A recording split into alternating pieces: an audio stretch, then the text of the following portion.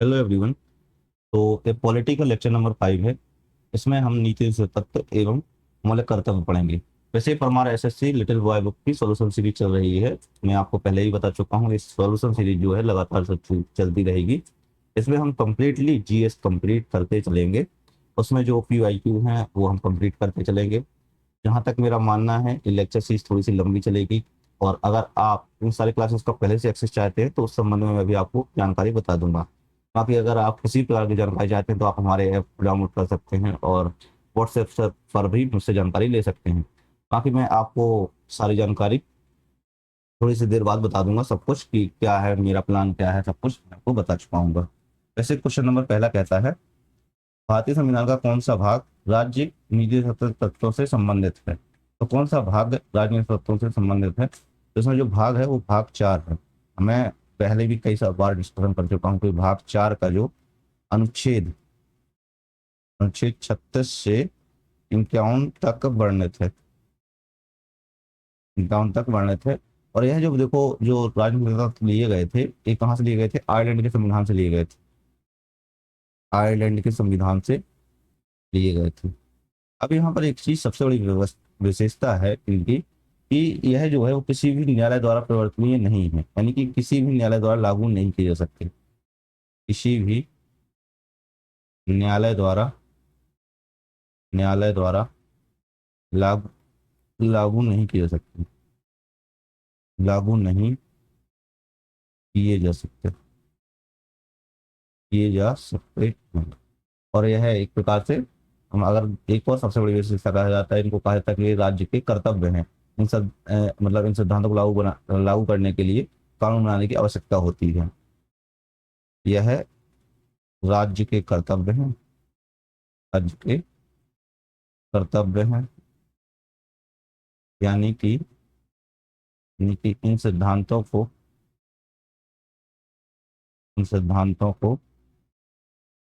लागू करने के लिए लागू करने के लिए जो है कानून बनाने की आवश्यकता होती है।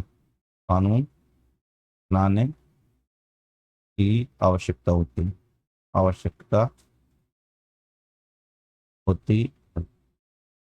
ठीक है, तो इस तरीके से इसका पहला आंसर, पहले का सी सही होगा। नेक्स्ट प्रश्न है, प्रश्न नंबर दूसरा, भारतीय संविधान के भाग 4 में अनुच्छेद 36 के अंदर कौन से विषय सूचीबद्ध हैं। अरे यार इतना सरल क्वेश्चन। राज्य के नीति से तत्व संबंधित, आगे इसके बारे में आपको बता चुका हूँ। राज्य के नीति तत्वों को हम जो है तीन पार्ट में बांटते हैं, 3 पार्ट में बांट सकते हैं। सामान्य तौर पर बांटा जाता है इनको गांधीवादी, गांधीवादी, समाजवादी, समाजवादी और उदारवादी, उदारवादी। तो इस तरीके से 3 पार्ट में इसको बांट सकते हैं। उदारवादी बौद्धिक सिद्धांत कहा जाता है। ठीक है, अगला प्रश्न है प्रश्न नंबर तीसरा। अच्छा, हाँ, प्रश्न बताने से पहले मैं आपको बता दूं कि हमने एक एसएससी एग्जाम 2026-27 के लिए रैंक अप पीवाईक्यू नाम से बैच लॉन्च किया हुआ है। इस बैच में बेसिकली है क्या, यही क्लासेस जो चल रही हैं आपको, इन सब क्लासेस का पहले से एक्सेस आपको मिल चुका होगा यहाँ पर।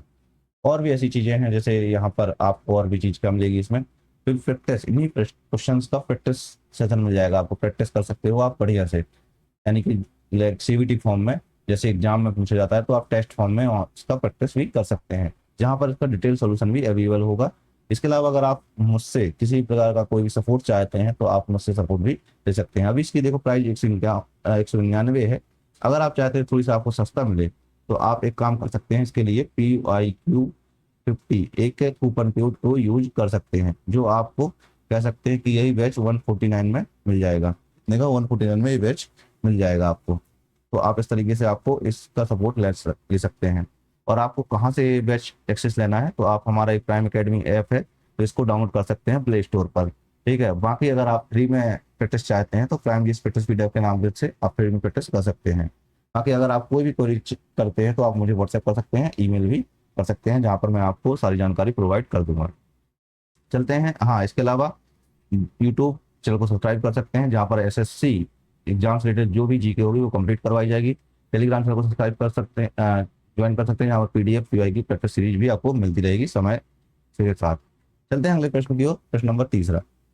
प्रश्न नंबर तीसरा कहता है भारतीय संविधान की कौन सी विशेषता आर्य संविधान से ली गई है? तो इसका नाम है राजनीतिक तत्व के सिद्धांत, राजनीतिक के सिद्धांतों से ली गई है। ठीक है, तो ए नंबर सही आंसर हो जाएगा इसका। अगला प्रश्न है प्रश्न नंबर चौथा, राजनीतिक तत्व के सिद्धांत भारत को किस प्रकार का राज्य बनाने का प्रयास करते हैं? किस प्रकार का राज्य बनाने का प्रयास करते हैं, करके देखते हैं।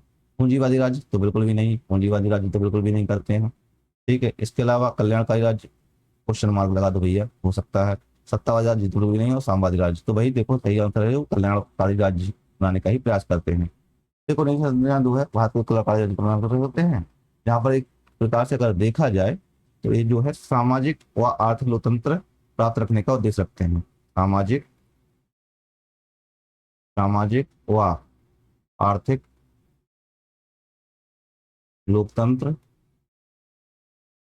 को स्थापित करने का प्रयास करते हैं, स्थापित करने का प्रयास करते हैं। और यहाँ पर एक और चीज बता दूं कि एक 42 में कॉन्स्टिट्यूशन अमेंडमेंट हुआ था, 42 अमेंडमेंट, कॉन्स्टिट्यूशनल अमेंडमेंट एक्ट 1976 में हुआ था। इस टाइम पे क्या हुआ था, 4 निर्देशक तत्वों को जोड़ा गया था, 4 नए निर्देशक सिद्धांतों को जोड़ा गया था, निर्देशक सिद्धांतों को जोड़ा गया था। अब यहाँ पर इसको बताने का क्या है पर्पज, देखो अभी आगे क्वेश्चन भी पूछे जाएंगे इस तरीके से, कौन से नए निर्देशक सिद्धांत जुड़े गए थे। तो देखो पहला देखा जाए तो पहला जो है 39A, अनुच्छेद 39A के तहत जोड़ा गया था, जिसमें सामान्य न्याय और निःशुल्क विधिक सहायता थी। सामान्य न्याय और निःशुल्क विधिक सहायता थी, निःशुल्क विधिक सहायता थी, विधिक सहायता थी। ठीक है, इसके बाद जो है अनुच्छेद 43A, यहाँ पर हो जाएगा उद्योग प्रबंधों में प्रबंधन में श्रमिकों की भागीदारी, उद्योगों के प्रबंधन में श्रमिकों की भागीदारी, श्रमिकों की भागीदारी। ठीक है, इसके अलावा अगर देखा जाए तो अनुच्छेद 48 के तहत जो है पर्यावरण संरक्षण, पर्यावरण संरक्षण। ठीक है, अब एक और है, आपको मैं आपसे एक क्वेश्चन करता हूँ यहाँ पर, आप मैंने 3 बता दिए हैं लेकिन एक छूटा हुआ है, अब वो आपको बताना है, छोटा जो छूटा हुआ है वो कौन सा है। ठीक है, चौथा आपको बताना है, कमेंट सेक्शन में आपको बताना है, बाकी मैं सारे आपको बता चुका हूँ। ठीक है, अगला प्रश्न है प्रश्न नंबर 5वां, निम्नलिखित में से कौन सा अनुच्छेद 29(1) सार्वभौमिक मानवाधिकार घोषणा के समान है, जो कहता है कि प्रत्येक व्यक्ति का समुदाय के प्रति कर्तव्य है जिसमें ही उसकी स्वतंत्र और पूर्ण व्यक्तित्व विकास संभव है। तो ये किसमें कहा गया है, 29(1) में। ठीक है, तो देखो जो बेसिकली है 29(1) सार्वभौमिक मानवाधिकार घोषणा जो है वो भारतीय संविधान के मौलिक कर्तव्यों से एक प्रकार से मेल खा रही होती है। ठीक है, और यह जो मौलिक कर्तव्य होते हैं, तो डी नंबर सही है। मौलिक कर्तव्य बेसिकली है क्या, मौलिक कर्तव्य प्रत्येक नागरिक, प्रत्येक नागरिक, नागरिक का समाज और राष्ट्र के प्रति दायित्व स्थापित करते हैं, राष्ट्र के प्रति दायित्व स्थापित करते हैं, स्थापित करते हैं। ठीक है, इस तरीके से आप कर सकते हो। और इसके अलावा देखो मौलिक कर्तव्य जो है वो सोवियत संघ के संविधान से प्रेरित थे। कहाँ से, सोवियत संघ के संविधान से प्रेरित थे, संविधान से प्रेरित थे। ठीक है, तो इस तरीके से कर सकते हो। इसके अलावा जो है जो मौलिक कर्तव्य जोड़े गए थे वो कब जोड़े गए थे, 42nd amend constitutional amendment act 1976 के द्वारा जोड़े गए थे। और किसकी सिफारिश पर, तो स्वर्ण सिंह समिति की सिफारिश पर जोड़े गए थे, स्वर्ण सिंह समिति की सिफारिश पर जोड़े गए थे, ठीक ही सिफारिश पर जोड़े गए थे। अगर इसमें और पॉइंट ऐड करोगे तो बेसिकली स्वर्ण सिंह सिफारिश की, सिंह समिति की सिफारिश पर 10 मूल कर्तव्य जोड़े गए, 10 मूल कर्तव्य जोड़े गए थे। और इसमें जो है 86 में कॉन्स्टिट्यूशनल अमेंडमेंट एक्ट 2002 के द्वारा 11वां कर्तव्य भी जोड़ा गया था। तो इतनी चीज आपको रख लेना है। और हाँ एक और चीज है, जो मौलिक कर्तव्य है, मेन चीज तो मैं बताना ही भूल गया आपको, मौलिक कर्तव्य है जो, तो मौलिक कर्तव्य क्या है, अनुच्छेद 51 भाग 1 भाग 4A के तहत अनुच्छेद 51A में है, अनुच्छेद 51A के अंतर्गत दिए हुए हैं। तो आपको ये सारी चीजें पढ़ लेनी है अच्छे से। जो चीज मैंने इतनी बता दी इतनी ही इंपॉर्टेंट है जो कि इसके अंतर्गत आती हैं 51A के। ये तो आप इतनी ही चीजें पढ़ सकते हैं जो कि मौलिक कर्तव्यों से इंपॉर्टेंट हैं। बाकी और भी चीजें आगे धीरे धीरे हम पढ़ते चलेंगे। अगला प्रश्न, प्रश्न नंबर 6वां। राजनीतिक तत्वों के सिद्धांत की कौन सी विशेषता इसे मौलिक अधिकारों से अलग बनाती है? मौलिक अधिकारों से अलग बनाती है। यह न्यायिक रूप से परिवर्तनीय नहीं है। ठीक है, एक क्वेश्चन मार्क हो सकता है। या न्यायिक रूप से, ये तो बिल्कुल भी गलत है। या नेचुरल प्रवृत्ति नहीं। ठीक है, ये पॉजिटिव प्रवृत्ति के होते हैं। ठीक है, सकारात्मक है। तो ये वाला गलत हो जाएगा। व्यक्ति की हितों की रक्षा करता है, बिल्कुल भी नहीं करता है। तो रक्षा न्यायिक सिद्धांत से कर सकते हैं। तो ये जो है न्यायिक रूप से परिवर्तनीय है। ठीक है, न्यायिक रूप से परिवर्तनीय है, तो ए नंबर सही आंसर हो जाएगा। अब इनके उल्लंघन पर सिंपल सा न्यायालय में नहीं जा सकता है। न्यायिक रूप से परिवर्तनीय का मतलब क्या हो गया कि इनके उल्लंघन पर, इनके उल्लंघन पर, उल्लंघन पर न्यायालय नहीं जाया जा सकता। न्यायालय में नहीं जाया जा सकता, नहीं जाया जा सकता। ठीक है, मौलिक अधिकार जो है वो न्यायिक संगत है। मौलिक अधिकार न्याय संगत है,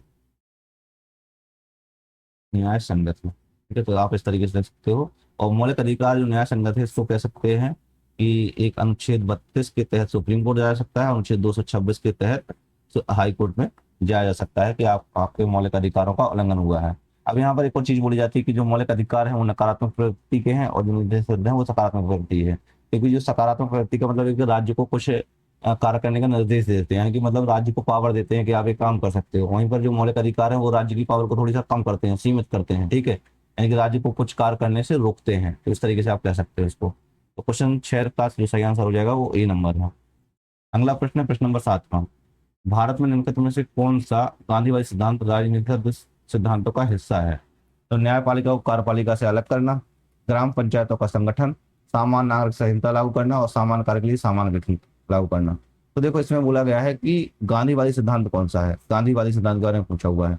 अगर आप कोई बुक पढ़ेंगे तो आपको इतना तो पता होना चाहिए कौन से गांधीवादी सिद्धांत है, कौन से समाजवादी सिद्धांत है, कौन से उदार बौद्धिकवादी सिद्धांत है। अब देखो यहाँ पर जो ग्राम ग्राम पंचायत का संगठन है जो अनुच्छेद 40 का पार्ट है, इसका अनुच्छेद 40 का पार्ट है। तो ये जो है एक प्रकार का गांधीवादी सिद्धांत के अंतर्गत आते हैं। मतलब जो महात्मा गांधी थे वो ग्राम स्वराज के प्रबल समर्थक थे। ठीक है, वहीं पर देखा जाए अन्य गांधीवादी सिद्धांतों में जैसे यहाँ पर अनुच्छेद 43 की बात आती है। अनुच्छेद 43 की, जो कि कुटीर उद्योग के विकास से संबंधित था। कुटीर उद्योगों के विकास से संबंधित था। उद्योगों के विकास से संबंधित था। कुटीर उद्योग के विकास से संबंधित था। ठीक है, इसके अलावा आता है अनुच्छेद 47। अनुच्छेद 47 जो है वो नशीले पदार्थों का निषेध है। नशीले पदार्थों का निषेध है। नशीले पदार्थों का निषेध है। और इसके अलावा आता है अनुच्छेद 48, गोवध का निषेध है। गोवध का निषेध है। ठीक है, इसके अलावा आता है अनुच्छेद 46, अनुसूचित जनजाति जाति, अनुसूचित सूचित जाति एवं जनजातियों का उत्थान हो गया, एवं जनजातियों का उत्थान हो गया, जनजातियों का उत्थान होगा। अब इसमें लिखा है सामान्य नागरिक संहिता, तो ये अनुच्छेद 44 के अंतर्गत आता है। ठीक है, एक उदार बौद्धिकवादी सिद्धांत है। न्यायपालिका को कार्यपालिका से अलग करना, ये अनुच्छेद 50 का पार्ट है। ठीक है, और सामान्य कार्य के लिए सामान्य वेतन है जो वो आपको बताना है कमेंट सेक्शन में। किसको? आप सभी को बताना है कि सामान्य कार्य के लिए सामान्य वेतन की बात कहाँ पर की गई है। ठीक है, तो डी नंबर आपको जो है वो आपको बताना है। तो उसने पूछा हुआ था गांधीवादी सिद्धांत, यानी कि बी नंबर सही आंसर हो जाएगा।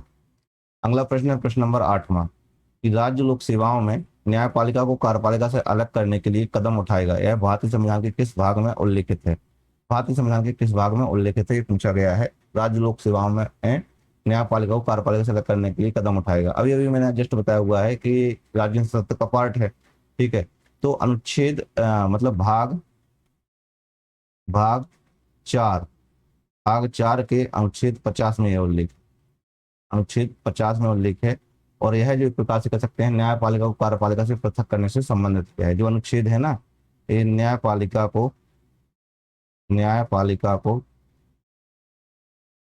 कार्यपालिका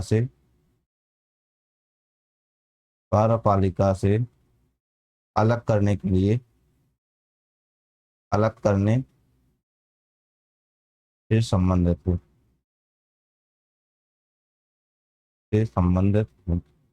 ठीक है। तो बी नंबर सही आंसर हो जाएगा इसका। अगला प्रश्न है प्रश्न नंबर 9। किस वर्ष में चार नए राजनीतिक तत्वों को सिद्धांतों को मूल सूची में जोड़े गए थे। तो अभी मैंने आपको बताया था कि ये जो हुआ था 42nd कॉन्स्टिट्यूशनल अमेंडमेंट एक्ट के थ्रू हुआ था। कब हुआ था? 42nd कॉन्स्टिट्यूशनल अमेंडमेंट एक्ट 1976 के थ्रू हुआ था ये, ठीक है। जब चार को जोड़ा गया था, आपको मैंने ये सारे बताए थे, लेकिन एक चीज छोड़ दी गई थी। तो वो छोड़ा हुआ था जो मैंने 39F छोड़ दिया गया था, वो अभी मैं आपको बता दे रहा हूँ यहाँ पर। तो इसमें लिखा हुआ था कि बच्चों को स्वतंत्रता और और गरिमा की स्थिति में विकसित होने का अवसर,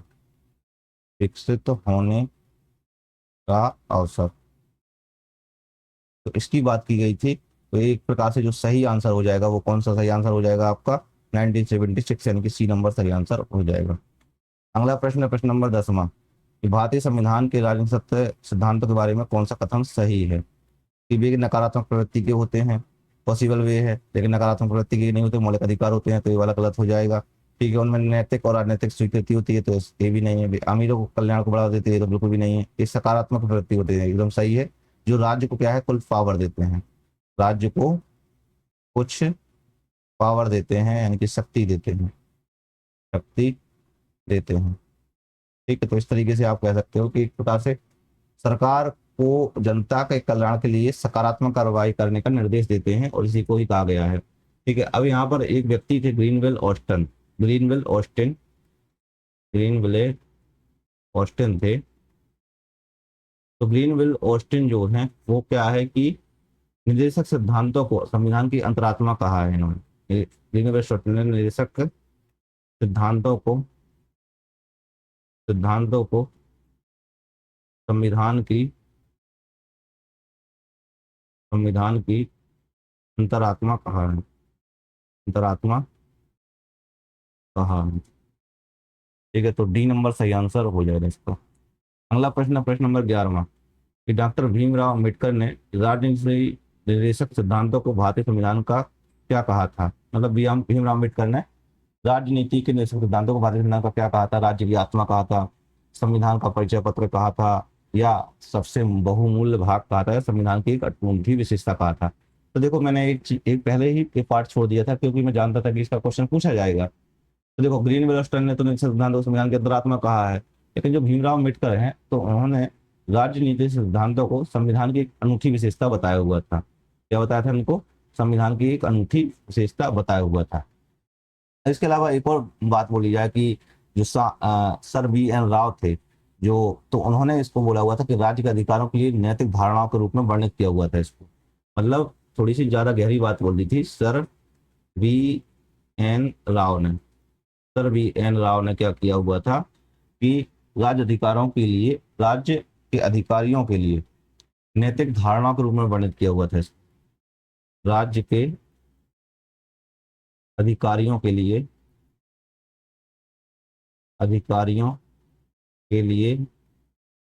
नैतिक धारणाओं के रूप में वर्णित किया हुआ था। नैतिक धारणाओं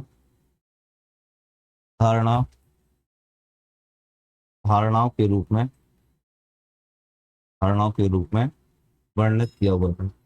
वर्णित किया हुआ था। ठीक है, तो इस तरीके से आप पढ़ सकते हो। बाकी और भी चीजें हैं, अलग अलग बहुत सारी चीजें थी। तो इसका जो सही आंसर हो जाएगा वो डी नंबर सही आंसर हो जाएगा। अगला प्रश्न है प्रश्न नंबर 12वां। 42वें संविधान में संशोधन अधिनियम 1976 द्वारा भारतीय संविधान में कितने नए राजनीतिक सिद्धांत जोड़े गए थे? तो कितने जोड़े गए थे? तो वो थे 4 जोड़े गए थे। मैंने अभी अभी आपको बताया हुआ था, तो अब इसके बारे में ज्यादा बताने की आपको जरूरत नहीं है। इसके अलावा देखो, एक और था तो 44 है कॉन्स्टिट्यूशनल अमेंडमेंट एक्ट 1978 के द्वारा अनुच्छेद 38 में संशोधन करके असमानता कम करने का एक नया खंड भी जोड़ा गया था। ठीक है, तो इस तरीके से आप इसको याद कर सकते हो। अगला प्रश्न है प्रश्न नंबर 13वां कि राजनीतिक सिद्धांतों में से कौन सा अनुच्छेद ग्राम पंचायतों के संगठन का उल्लेख करता है। ग्राम पंचायतों के संगठन का उल्लेख करता है। अभी अभी मैंने आपको बताया हुआ था कि नहीं बताया हुआ था कि ये गांधीवादी सिद्धांत है, तो इसलिए इसमें जो है एक प्रकार से ग्राम पंचायतों की गठन की बात की गई थी। तो ये अनुच्छेद 40 में की गई थी। किसकी? अनुच्छेद 40 में की गई थी। अब यहाँ पर देखो अनुच्छेद 38 लिखा हुआ है, तो अनुच्छेद 38 में क्या है? तो अनुच्छेद 48 में नोटिस कर लो आप, सामाजिक सामाजिक आर्थिक आर्थिक और राजनीतिक न्याय राजनीतिक न्याय सुनिश्चित करते हुए जन कल्याण को बढ़ावा देने से संबंधित है। जन कल्याण को बढ़ावा देने से संबंधित है। बढ़ावा देने से संबंधित है। ठीक है, इस तरीके से आप देख सकते हो। अनुच्छेद 42 में जो है वो कार्य की न्याय संगत और मानवीय परिस्थितियों तथा मातृत्व सहायता से संबंधित है। ये वाला जो कह सकते हैं कार्य की न्याय संगत और मानवीय परिस्थितियां तथा मातृत्व सहायता से संबंधित है। मातृत्व सहायता से संबंधित है। अनुच्छेद 36 जो है, तो अनुच्छेद 36 जो है वो राज्य की परिभाषा से संबंधित है। ये राज्य की परिभाषा देता है। तो इस तरीके से आप इनको पढ़ सकते हो। नेक्स्ट प्रश्न है प्रश्न नंबर 14वां। प्रश्न नंबर 14वां कहता है कि भारतीय संविधान का कौन सा अनुच्छेद उल्लेख करता है कि राज्य विशेष रूप से अपनी नीति को इस प्रकार निर्देशित करेगा कि समुदाय के भौतिक संसाधनों के स्वामित्व और नियंत्रण का वितरण इस प्रकार हो कि वह सामूहिक हित की अधिकतम सेवा करे। सामूहिक हित की जो है वो अधिकतम सेवा करे, ये बात की गई है राजनीतिक तत्व के जो है 39B में बोली गई थी। 39B और 39C है जो वो काफी इंपॉर्टेंट है। 39A भी है, 39A B C D तीनों हैं जो वो बहुत इंपॉर्टेंट है। F भी है, वो सारे इंपॉर्टेंट है। अगर देखा जाए तो कुल मिला के अगर देखा जाए तो जो 39 अनुच्छेद 39 है उसके जो उपखंड हैं वो काफी इंपॉर्टेंट हो जाते हैं सारे के सारे। ठीक है, तो अगर एक एक करके हम देखते हैं तो बात करते हैं। तो जैसे अनुच्छेद इसमें पूछा गया था कि राज्य विशेष रूप से अपनी नीति इस प्रकार से निर्देशित करेगा कि जो समुदाय है कि भौतिक संसाधनों के स्वामित्व और नियंत्रण का जो वितरण है इस प्रकार से हो कि जो सामूहिक हित होगा वो अधिकतम से अधिकतम हो सके। मतलब उसमें ना कमी ना हो जाए कि कम से कम हो रहा है तो अधिक से अधिक होना चाहिए। तो इसको जो है 39B है, बी नंबर सही आंसर हो जाएगा इसके लिए। ठीक है, ये मतलब जो है समुदाय के भौतिक संसाधनों के समान वितरण से संबंधित हो जाएगा ये। अब एक मैं बताता हूँ आपको 39A नंबर 39A। तो 39A में क्या लिखा हुआ है? अब यहाँ पर देखो दो चीजें हैं। एक 39A है जो कि कैपिटल स्मॉल ए में है, जिसमें लिखा हुआ है आजीविका के पर्याप्त साधन होने चाहिए। आजीविका के पर्याप्त साधन होने चाहिए, वहीं पर अनुच्छेद 39B है जो, तो वो मैं आपको बता चुका हूं। 39C है, 39C। तो 39C में जो है वो है आर्थिक संसाधनों के संकेंद्रण की रोकथाम है, जो कि प्रेजेंट में हो रहा है। आर्थिक संसाधनों के संकेंद्रण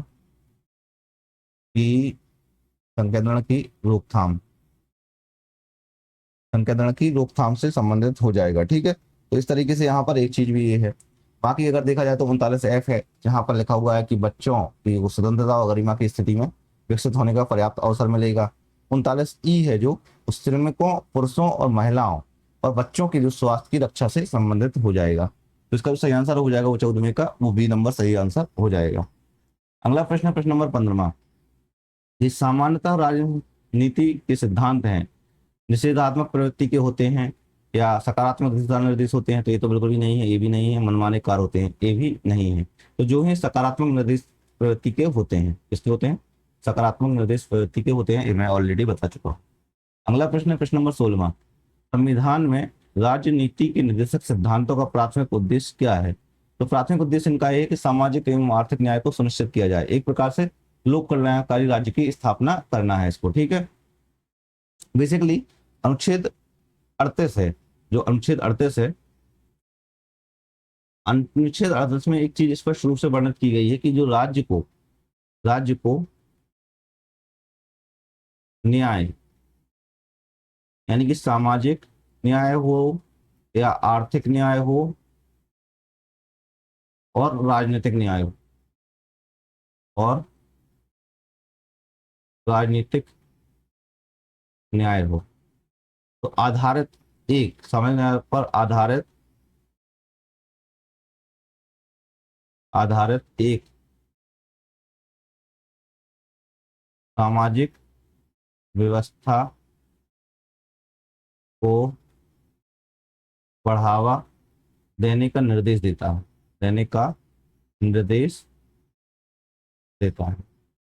ठीक है। तो इसलिए जो है वो बी नंबर से आंसर हो जाएगा। एक प्रकार से इसके माध्यम से जो है लोक कल्याणकारी राज्य की स्थापना की जाएगी, लोक कल्याणकारी राज्य की स्थापना की जाएगी, राज्य की स्थापना की जाएगी, ठीक है। तो बी नंबर से आंसर हो जाएगा। अगला प्रश्न है प्रश्न नंबर 17। भारतीय संविधान का कौन सा अनुच्छेद राज्य को यह सुनिश्चित करने के लिए बाध्य करता है कि वह लोगों के कल्याण को बढ़ावा देने के लिए एक सामाजिक व्यवस्था स्थापित करे? तो मतलब सिंपल सा है, इसमें बोला है कि लोगों को कल्याण को बढ़ावा देने के लिए एक सामाजिक व्यवस्था स्थापित करे। अभी अभी जस्ट मैंने बताया हुआ कि नहीं बताया हुआ आपको चीज, जस्ट एक सेकंड पहले ही बताता जा रहा हूँ आपको, मतलब पिछले प्रश्न में ये सारी चीजें बताई हैं। तो ये जो है अनुच्छेद 38 के तहत ये व्यवस्था की गई है। अगला प्रश्न है प्रश्न नंबर 18। भारतीय संविधान का कौन सा अनुच्छेद उल्लेख करता है कि राज्य ग्रामीण क्षेत्रों में व्यक्तिगत और या सहकारी आधार पर कुटीर उद्योगों को बढ़ावा देने का प्रयास करेगा? ये मैंने पहले ही बताया हुआ था। कुटीर उद्योगों को मैंने बताया था कि गांधीवादी सिद्धांत है, तो गांधीवादी आधार पर है। तो इसमें जो है अनुच्छेद 43 में बातचीत की गई है कि जो है राज्य ग्रामीण क्षेत्रों में व्यक्तिगत या सहकारी आधार पर कुटीर उद्योगों को बढ़ावा देने का प्रयास करना चाहिए, चीज बोली गई थी, ठीक है। बाकी और भी मैंने बताई हुई थी चीजें, तो उसको ध्यान रख लेना है आपको। बाकी अनुच्छेद 44 है जो वो सामान्य नागरिक संहिता से संबंधित है, सामान्य नागरिक संहिता से संबंधित है, सामान्य नागरिक संहिता से संबंधित हो जाएगा। इसके अलावा जो अनुच्छेद 49 है वो है राष्ट्रीय महत्व के स्मारकों और स्थानों के संरक्षण से संबंधित है, राष्ट्रीय महत्व के स्मारकों और स्थानों के संरक्षण से संबंधित है, संरक्षण से संबंधित है, ठीक है। तो इस तरीके से आप यहाँ पर देख लेना।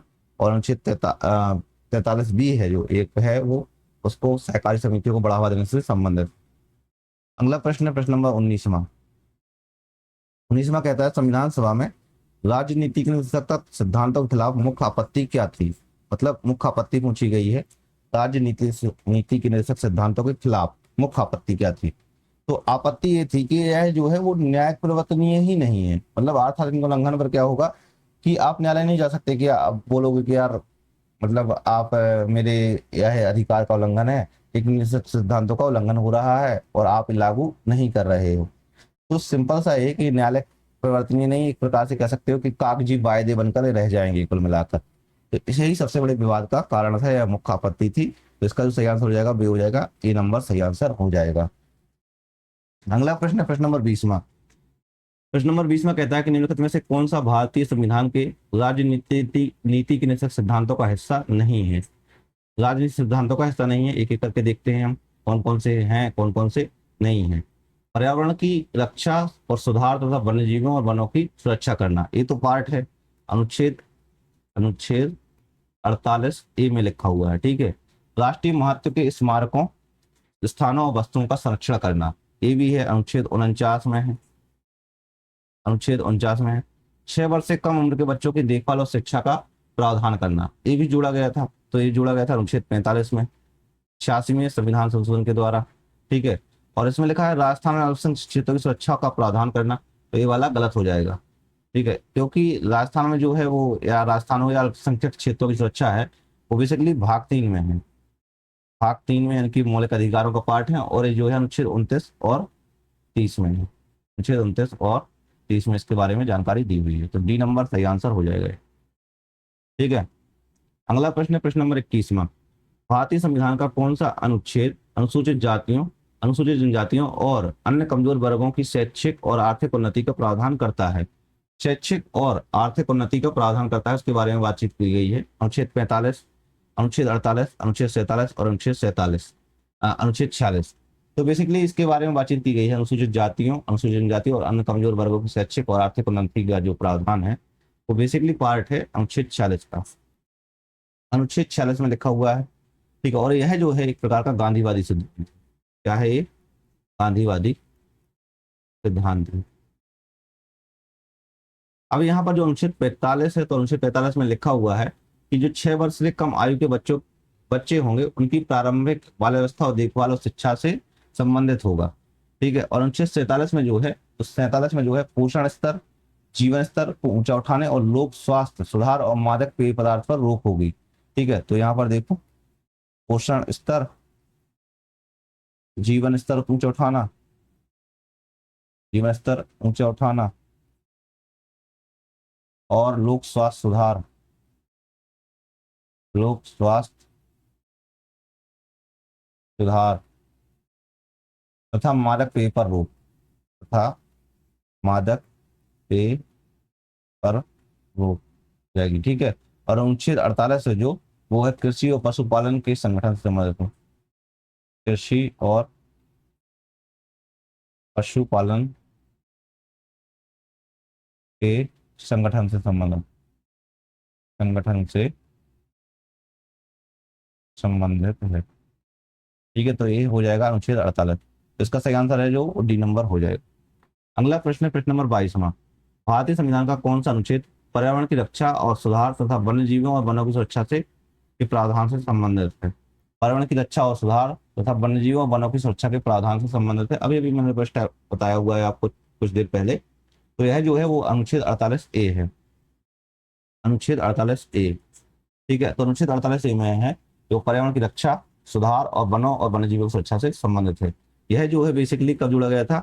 42nd कॉन्स्टिट्यूशनल अमेंडमेंट एक्ट 1976 के द्वारा जोड़ा गया था। ठीक है, उदार बौद्धिकवादी सिद्धांत के अंतर्गत है। ठीक है, अगला प्रश्न है प्रश्न नंबर 23वां। 97वें संशोधन अधिनियम 2011 के द्वारा कौन सा निर्देशक सिद्धांत जोड़ा गया था? तो ग्राम पंचायतों का संगठन है जो, वो तो इसके तहत नहीं जोड़ा गया था। ठीक है, यहाँ पर हो जाएगा सहकारी समितियों का प्रावधान, तो यही जोड़ा गया था। बी नंबर सही आंसर हो जाएगा। अब जो सहकारी समितियों का प्रावधान है, तो यह जो है अनुच्छेद 19(1) शी से संबंधित है, जहां पर बोला गया है कि सहकारी समितियां बनाने के लिए एक अधिकार जोड़ा गया था। इसके अलावा जो जोड़ा गया था अनुच्छेद अनुच्छेद 43B, 43B जो कि एक निजी सिद्धांत है, सहकारी समितियों को बढ़ावा देना, इसमें लिखा गया था सहकारी समितियों को बढ़ावा देना, बढ़ावा। ठीक है, वह जो कार्यपालिका और न्यायपालिका से अलग करना है, ये अनुच्छेद 50 है। अनुच्छेद 50 है। नागरिकों के लिए सामान्य नागरिक संहिता है, ये अनुच्छेद 44 है। अनुच्छेद 44 है। ठीक है, तो इस तरीके से ये हो जाएगा। सही आंसर जो है वो बी नंबर हो जाएगा। अगला प्रश्न है प्रश्न नंबर 24वां कि भारतीय संविधान का कौन सा अनुच्छेद उल्लेख करता है कि राज्य राष्ट्रों के बीच न्यायपूर्ण और सम्मानजनक संबंध बनाए रखेगा? राज्य जो है वो राष्ट्रों के बीच जो है न्यायपूर्ण और सम्मानजनक संबंध बनाए रखेगा, इसकी बातचीत की गई थी। तो अनुच्छेद 51, अनुच्छेद 48, अनुच्छेद 47 और अनुच्छेद 43 किसकी बात की गई थी? तो देखो, राज्य जो है वो राष्ट्रों के बीच न्यायपूर्ण सम्मानजनक संबंध बनाए रखेगा, एक प्रकार से अंतर्राष्ट्रीय संबंध से रिलेटेड है। अंतर्राष्ट्रीय संबंधों से रिलेटेड है। मतलब इसका सीधा सा मकसद ये है कि अंतर्राष्ट्रीय शांति और सुरक्षा को स्थापित करना या बढ़ावा देने से संबंधित है, तो ए नंबर सही आंसर हो जाएगा ये। हाँ, ठीक है, और इसमें जो है इसमें कई सारे और उपखंड हैं, जैसे 51A है, इसके अंतर्गत 51A है। 51A में लिखा हुआ है कि अंतर्राष्ट्रीय शांति और सुरक्षा का प्रचार करेगा भारत।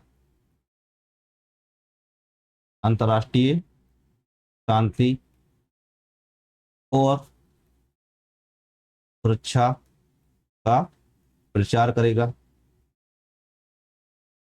करेगा। इसके अलावा 51 बी है, 51 बी है वो राष्ट्रों के बीच न्याय संगत और सम्मानजनक संबंध बनाए रखना होगा, संबंध बनाए रखना होगा। ठीक है। इसके अलावा 51 सी है जो अंतर्राष्ट्रीय कानून और संधि दायित्व के प्रति सम्मान को प्रोत्साहित करेगा। 51 डी है जो वो है अंतर्राष्ट्रीय विवादों को जो निपटान होगा वो मध्यस्थता के माध्यम से होगा। तो इस तरीके से 4 प्रावधान दिए हुए हैं, यानी कि 4 उपखंड दिए हुए हैं अनुच्छेद 51 के अंतर्गत। अगला प्रश्न है प्रश्न नंबर 25वां। यदि किसी कार्यालय ए में महिला और बी में बी जो पुरुष है समान पद, समान कार्य और प्रकृति के बावजूद असमान वेतन पा रहे हैं तो भारतीय संविधान का कौन सा अनुच्छेद लागू होगा, इसमें ये पूछा गया है। तो देखो, यदि किसी कार्यालय में ए यानी कि जो तरीके से करता है तो एक अनुच्छेद है, वो समान कार्य के लिए समान वेतन है जो वो है अनुच्छेद 39 डी। अनुच्छेद 39 डी में यह बातचीत की गई है और यह जो है एक प्रकार से समाजवादी निर्देशक सिद्धांत है। समाजवादी निर्देशक सिद्धांत। अब देखो, अनुच्छेद 21 में है वो जीवन के अधिकार की बात की गई है। अनुच्छेद 48 ए में है तो पर्यावरण संरक्षण से संबंधित है।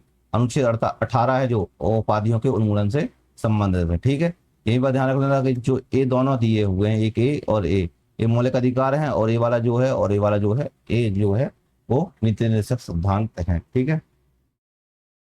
अनुच्छेद 26 क्वेश्चन 26 अनुच्छेद नहीं, जैव विविधता अधिनियम 2002 को भारत सरकार द्वारा पारित किया गया था। यह भारतीय संविधान में राजनीति के निर्देशक सिद्धांतों के किस अनुच्छेद के आदर्शों को पूरा करता है? किस अनुच्छेद के आदर्शों को पूरा करता है? अनुच्छेद 48, अनुच्छेद 49, अनुच्छेद 47 और अनुच्छेद 48 ए। तो देखो, जैव विविधता अधिनियम जो है एक प्रकार से पर्यावरण संरक्षण की बात में आ जाता है। मतलब जो जैव विविधता अधिनियम है वो अनुच्छेद 48 ए के अंतर्गत आता है, जहां पर पर्यावरण की रक्षा, सुधार और वनों तथा वन्य जीवों की सुरक्षा से संबंधित है। ठीक है, तो 48 ए आ जाएगा इसमें। 48 ए में जो है 48 ए में पर्यावरण की रक्षा, सुधार और वनों तथा वन्य जीवों की सुरक्षा से संबंधित, वन्य जीवों की सुरक्षा के संबंधित। ठीक है, तो इस तरीके से आपको रख लेना। बाकी और भी आए थे इसी के तहत, अनुच्छेद 48 के तहत, जैसे वन्य जीव संरक्षण अधिनियम 1972 आया था। वन्य जीव संरक्षण अधिनियम 1972 इसी से प्रेरित था, 1972। इसके अलावा पर्यावरण संरक्षण अधिनियम 1986, पर्यावरण संरक्षण अधिनियम 1986। ठीक है, और इसके अलावा आता है वन्य संरक्षण अधिनियम 1980, वन्य संरक्षण अधिनियम 1980। ठीक है, इसके अलावा वायु प्रदूषण अधिनियम 1981, जल प्रदूषण अधिनियम 1974, ऐसे बहुत सारे अधिनियम इसके अंतर्गत आए हुए थे। तो इसका सही आंसर जो है वो डी नंबर हो जाएगा। अगला प्रश्न है प्रश्न नंबर 27वां। निम्नलिखित में से कौन सा राजनीति सिद्धांतों के अंतर्गत नहीं आता है? कुटीर उद्योगों को बढ़ावा देना, ये तो आता है भाई, अभी अभी पढ़ा हुआ था कि नहीं पढ़ा हुआ था, आता है भाई। कुटीर उद्योगों को बढ़ावा देना जो है वो अनुच्छेद 43 के अंतर्गत है, अनुच्छेद 43 में। भारतीय स्थानीय भाषाओं को बढ़ावा देना, ये कहाँ पर लिखा हुआ? कहीं पर तो नहीं लिखा हुआ। जनता के कल्याण को बढ़ावा देना, ये भी बातचीत की गई है। ठीक है, वहीं सामान्य नागरिक संहिता है जो, तो वो किस में है? अनुच्छेद 44 में है, अनुच्छेद 44 में है। और जनता कल्याण को बढ़ावा देना अनुच्छेद 38 में है। ठीक है, तो स्थानीय भाषाओं को बढ़ावा देने की जो बातचीत है वो बेसिकली कह सकते हैं कि भाषाओं से संबंधित जो प्रावधान किए गए, स्थानीय भाषाओं को बढ़ावा देने से संबंधित कह सकते हैं, एक वर्ड यूज कर सकते हैं कि भाषाओं से संबंधित जो प्रावधान है वो हमें अनुच्छेद 343 से लेकर 351 कह सकते हैं कि राजभाषा के संबंधित आते हैं। इसका जो बी नंबर सही आंसर हो जाएगा। अगला प्रश्न है प्रश्न नंबर 28वां कि अनुच्छेद 43 के अनुसार राज्य कुटीर उद्योगों को व्यक्तिगत या सहकारी आधार पर ग्रामीण क्षेत्रों में बढ़ावा देने का प्रयास करेगा। यह किस सिद्धांत पर आधारित एक निर्देशक सिद्धांत है? तो अनुच्छेद 43 के बारे में पूछा गया है कि राज्य कुटीर उद्योगों का मतलब ये है कि एक प्रकार से गांधी वादी से संबंधित हो जाएगा ये। इससे गांधीवादी सिद्धांत डी नंबर सही आंसर हो जाएगा इसका। ठीक है, महात्मा गांधी जो थे वो ग्राम स्वावलंबन और कुटीर उद्योगों के प्रबल समर्थक थे एक प्रकार से। ठीक है, बाकी और भी अनुच्छेद हैं गांधीवादी संबंध से, जैसे अनुच्छेद 40 हो गया जिसमें ग्राम पंचायतों का संगठन लिखा हुआ है। इसके अलावा अनुच्छेद 43 भी हो गया जो सहकारी समितियों को बढ़ावा देने से संबंधित है। अनुच्छेद 46 हो गया जो कि कमजोर वर्गों की उन्नति से संबंधित है। अनुच्छेद 47 है जो मादक पेय पर रोक है। अनुच्छेद 48 है वो गाय के वध के निषेध से संबंधित है। तो इस तरीके से आपको याद कर लेना है। अगला प्रश्न प्रश्न नंबर 29वां। प्रश्न नंबर 29वां कहता है कि किस अनुच्छेद में सामान्य न्याय और निःशुल्क कानूनी सहायता का प्रावधान है? कितनी बार बताऊंगे? 39A है, सी नंबर सही आंसर हो जाएगा इसका। क्या हो जाएगा? सी नंबर सही आंसर हो जाएगा। ठीक है, तो आपको इतना ही याद रखना है। बाकी यहाँ पर एक और देखा इसके मतलब इस अनुच्छेद के तहत जो है विधिक सेवा प्राधिकरण अधिनियम आया था। विधिक सेवा प्राधिकरण अधिनियम 1987 आया गया। ठीक है, और इसके तहत ही नालसा की स्थापना की गई। नालसा की स्थापना की गई थी। ठीक है, आपको इसको याद रख लेना है। तो सी नंबर से आंसर हो जाएगा। अगला प्रश्न प्रश्न नंबर 30वां। भारतीय संविधान के अनुच्छेद 44 का उद्देश्य क्या है? तो देखो, कलात्मक ऐतिहासिक महत्व के प्रतीक स्मारक स्थान की रक्षा करना। तो ये तो नहीं है अनुच्छेद 44 का उद्देश्य। ठीक है, तो ये वाला जो है एक प्रकार से कह सकते हैं यह जो है वो अनुच्छेद 49 का पार्ट है। ठीक है, राज्य की लोक सेवा में न्यायपालिका को कार्यपालिका से अलग करना एक प्रकार से अनुच्छेद 50 का पार्ट है।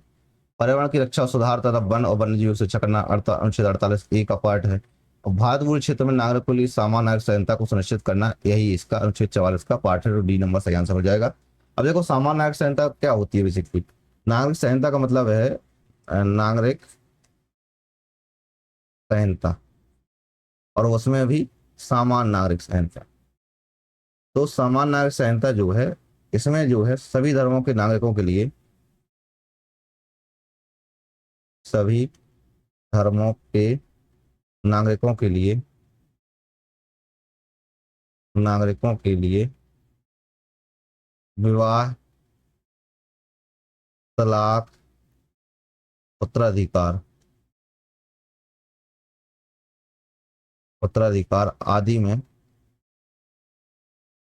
आदि में एक समान कानून लागू करना। एक समान कानून लागू करना। ठीक है, तो इस तरीके से वो है डी नंबर सही आंसर हो जाएगा। अगला प्रश्न प्रश्न नंबर 31वां कि राजनीति के निश्चित सिद्धांतों के किस अनुच्छेद के अंतर्गत कार्यरत महिला को मातृत्व अवकाश के दौरान सभी लाभ प्राप्त करने चाहिए, इसकी बातचीत की गई थी। तो जो यह है वो है अनुच्छेद 42 के अंतर्गत। ऐसी अनुच्छेद 42 में लिखा हुआ है कि जो राज्य को कार्य की न्याय संगतता और मानवीय परिस्थितियां तथा मातृ सहायता सुनिश्चित करने का निर्देश इस प्रकार से इससे मिलता है।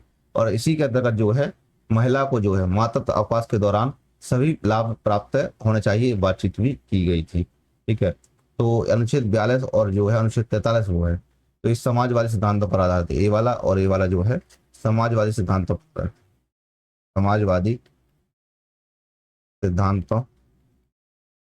पर आधारित। ठीक है, तो इस तरीके से आप ले सकते हो। और अनुच्छेद 44 और 45 है जो ये दोनों जो है उदारवादी सिद्धांत, उदारवादी बौद्धिक सिद्धांतों पर आधारित है। ठीक है, तो इसका जो है ए नंबर सही आंसर हो जाएगा। अगला प्रश्न प्रश्न नंबर 32वां कि मौलिक कर्तव्यों का और राजनीतिक महत्व होता है। मौलिक कर्तव्यों का कितना राजनीतिक महत्व होता है? नैतिक महत्व होता है, ऐतिहासिक महत्व होता है, धार्मिक महत्व होता है। अरे यार, ये कहाँ से होगा? ये तीनों तो होने की पॉसिबिलिटी ही नहीं है। तो इसका जो है वो नैतिक महत्व होता है। तो ए नंबर सही आंसर हो जाएगा इसका। ठीक है, बाकी मौलिक कर्तव्यों के बारे में मैं पहले ही आपको बता चुका था।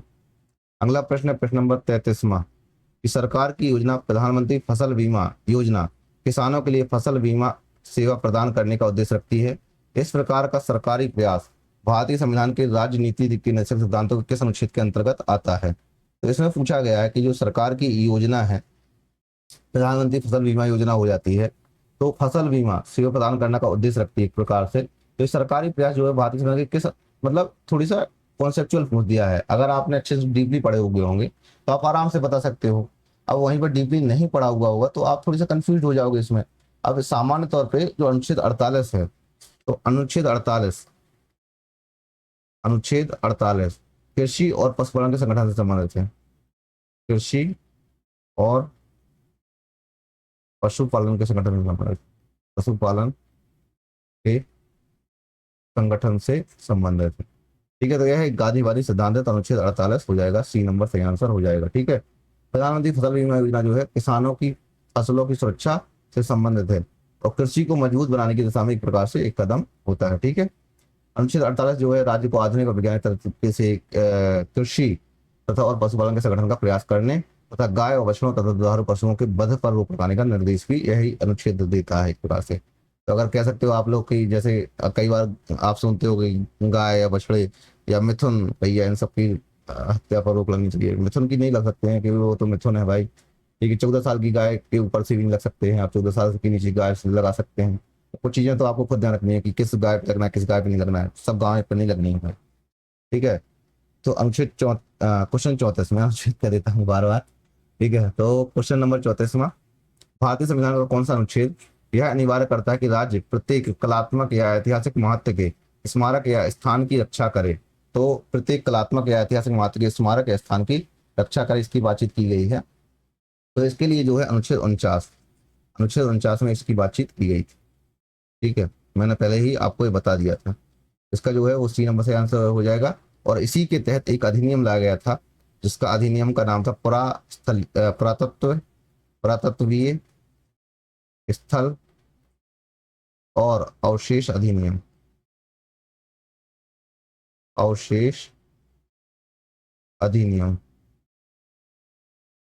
अधिनियम 1958 लाया गया है, 1958 में लाया गया था। ठीक है, तो इसके लिए कह सकते हो प्राचीन स्मारक पुरातत्वीय स्थल और अवशेष अधिनियम 1958 में लाए गए थे। तो सी नंबर सही आंसर हो जाएगा। अगला प्रश्न है प्रश्न नंबर 35वां, भारतीय संविधान का कौन सा अनुच्छेद 6 वर्ष की आयु तक के सभी बच्चों के लिए प्रारंभिक बाल्यकाल देखभाल और शिक्षा प्रदान करने का प्रावधान करता है? ठीक है, तो इसमें लिखा है 6 वर्ष की आयु के सभी बच्चों के लिए प्रारंभिक बाल्यकाल देखभाल और शिक्षा प्रदान करने का प्रावधान करता है। तो यह जो है अनुच्छेद 45 इसके लिए। ठीक है, तो आप यहाँ पर लिख सकते हो अनुच्छेद 45 में बातचीत की गई थी जिसके बारे में ऑलरेडी बता चुका हूँ। अब यहाँ पर इसके तहत, इसी अनुच्छेद के तहत जो है 86 में कॉन्स्टिट्यूशनल अमेंडमेंट एक्ट 2002 लाया गया था, 2002 लाया गया था, जिसमें प्रारंभिक शिक्षा जो है 6 से 14 वर्ष के अनुच्छेद 21 के तहत मौलिक अधिकार बनाया गया था। ठीक है, इसके तहत ही अनुच्छेद 21A के तहत इसको मौलिक अधिकार बना दिया गया, मौलिक अधिकार बना दिया गया। ठीक है, तो आप इसको लिख सकते हो, तो सी नंबर से आंसर हो जाएगा। अगला प्रश्न है प्रश्न नंबर 36वां, कार्य करने की स्थितियों में कार्यस्थल पर महिलाओं के उत्पीड़न को रोकना, उसके लिए संगठन में उचित व्यवस्था करना भी शामिल है। यह किस अनुच्छेद के अंतर्गत आता है? तो देखो, कार्य करने की स्थितियों में कार्यस्थल पर महिलाओं के उत्पीड़न को रोकना, उसके लिए संगठन में उचित व्यवस्था करना शामिल है। किस अनुच्छेद के अंतर्गत आता है? तो देखो, यह देखो मैंने आपको बताया हुआ था कि अनुच्छेद 42 है जिसमें लिखा हुआ है साफ साफ, यह निर्देश देता है कि कार्य की न्याय संगत परिस्थितियां और मानवीय परिस्थितियां सुनिश्चित करने का निर्देश होगा। इसमें इसमें एक और बात शामिल की गई थी कि जो कार्यस्थल पर होगा महिलाओं को उत्पीड़न को रोकना होगा, शामिल होगा। और इसी के आधार पर जो है एक अधिनियम लाया गया था, महिलाओं का यौन उत्पीड़न रोकथाम निषेध और निवारण अधिनियम 2013 लाया गया था। ठीक है, तो इसके अंतर्गत ही क्या लाया गया था? अगर आप यहाँ पर देखा जाए तो कार्यस्थल पर महिलाओं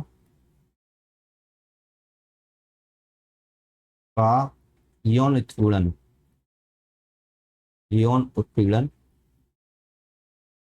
रोकथाम निषेध और निवारण अधिनियम, और निवारण अधिनियम 2013 में लाया गया था, जिसे जो है पॉश अधिनियम कहा जाता है, जिसे पॉश अधिनियम कहा जाता है। ठीक है। और इसके बाद यहाँ पर एक निर्देश जारी किए गए थे विशाखा बनाम राजस्थान राज्य 1997 में सर्वोच्च न्यायालय के लिए। ठीक है, सर्वोच्च न्यायालय ने मतलब निर्देश जारी किए हुए। इसके लिए सही आंसर हो जाएगा वो बी नंबर सही आंसर हो जाएगा। ठीक है, तो आप यहाँ पर इसको याद रखें। अगला प्रश्न, प्रश्न नंबर 37वां, कि पोषण अधिनियम 0 से 6 वर्ष के बच्चों की पोषण स्थिति को बेहतर बनाने के लिए एक कार्यक्रम है। भारतीय संविधान के निम्नलिखित में से किस अनुच्छेद में पोषण स्तर को बढ़ाने का प्रावधान किया गया है? तो पोषण स्तर को बढ़ाने का प्रावधान किया गया है, उसकी बातचीत है। तो देखो, जो पोषण स्तर को बढ़ाने का प्रावधान किया गया है वो अनुच्छेद 47 के तहत किया गया है। ठीक है, अनुच्छेद 47, तो ए नंबर सही आंसर हो जाएगा इसके लिए। इसमें लिखा है कि राज्य को जो है पोषण स्तर, जीवन स्तर को ऊंचा उठाने और सार्वजनिक स्वास्थ्य में सुधार करने और मादक पेय पदार्थों तथा स्वास्थ्य के लिए हानिकारक जो नशीले पदार्थ होगा उस पर प्रतिबंध लगाना होगा। ठीक है, और इसी के तहत जो इसी अनुच्छेद के तहत एक अभियान चलाया गया था, पोषण अभियान। पोषण अभियान, इसको कह सकते हैं राष्ट्रीय पोषण मिशन, राष्ट्रीय पोषण मिशन, राष्ट्रीय पोषण मिशन चलाया गया था। ठीक है, और यहाँ पर एक और देखना, अनुच्छेद 45 जो है 6 वर्ष से कम आयु के बच्चों की प्रारंभिक बाल अवस्था, देखभाल और शिक्षा से संबंधित है। यहाँ पर जो अनुच्छेद 45 दिया हुआ है इससे संबंधित है 6 वर्ष से कम आयु के बच्चों की प्रारंभिक बाल अवस्था, देखभाल और शिक्षा से संबंधित, जो मैं आपको ऑलरेडी बता चुका हूँ। अनुच्छेद 46 है जो वो कमजोर वर्गों की उन्नति से संबंधित है। अनुच्छेद 46 जो कह सकते हैं कमजोर वर्गों की उन्नति से संबंधित, की उन्नति से संबंधित। ठीक है, अनुच्छेद 44 जो है वो सामान्य नागरिक संहिता से संबंधित है, सामान्य नागरिक संहिता से संबंधित है। ठीक है, अनुच्छेद 47 जो है वो एक प्रकार का गांधीवादी सिद्धांत है। अगला प्रश्न, प्रश्न नंबर 38वां, राज्य को नीति निर्माण में पालन करने के लिए निम्नलिखित में से कौन सा एक निर्देशक सिद्धांत नहीं है? निर्देशक सिद्धांत नहीं है, तो देखो यहाँ पर साफ साफ बोला गया है कि बच्चों की कोमल उम्र का शोषण ना हो, सामान्य कार्य के लिए सामान्य वेतन हो, आर्थिक न्याय प्रणाली का संचालन संपत्ति के संकेंद्रण कारण हो बनता हो, और समुदाय के भौतिक संसाधनों का स्वामित्व सामूहिक के लिए हो। ठीक है, तो यहाँ पर जो एक बातचीत की गई थी वो की गई है कि राज्य को नीति निर्माण को पालन करने के लिए कौन सा सिद्धांत नहीं है। तो देखो, बच्चों की कोमल उम्र का शोषण ना हो, ये लिखा हुआ है भैया इसमें। ठीक है, सामान्य कार्य के लिए सामान्य वेतन की बात की गई है, आर्थिक प्रणाली संचालन संपत्ति का संकेंद्रण का कारण बनता है, ये तो बिल्कुल भी नहीं लिखा हुआ कहीं पर, और समुदाय के भौतिक संसाधनों का स्वामित्व सामूहिक हित के लिए हो, ये सारे लिखे हुए हैं। अगर एक एक करके देखें तो 39C में जो लिखा हुआ है, एक लिखा हुआ है कि राज्य को यह सुनिश्चित करने का निर्देश होगा कि जो आर्थिक प्रणाली का संचालन होगा वो इस प्रकार से होगा कि संपत्ति और उत्पादन के संसाधनों का जो है साधनों का है संकेंद्रण ना हो किसी भी हाल पर, सामूहिक हानि के लिए भी इसका प्रयोग ना किया जाए। तो इसलिए कह सकते हैं इसका सही आंसर जो है वो सी नंबर हो जाएगा। अगला प्रश्न, प्रश्न नंबर 39वां, कि मौलिक कर्तव्य होते हैं और कानून द्वारा परिवर्तनीय नहीं होते, लेकिन अदालत में किसी भी मामले में निर्णय लेते समय इन्हें ध्यान में रखती हैं। ये तो सामान्य सी बात है भाई, ऐसा हो सकता है, पॉसिबल है कि उनको वैधानिक होते हैं, वैधानिक तो होते हैं लेकिन कानून द्वारा परिवर्तनीय नहीं होते, सीधी सी बात की गई है। तो सी नंबर सही आंसर हो जाएगा इसके लिए।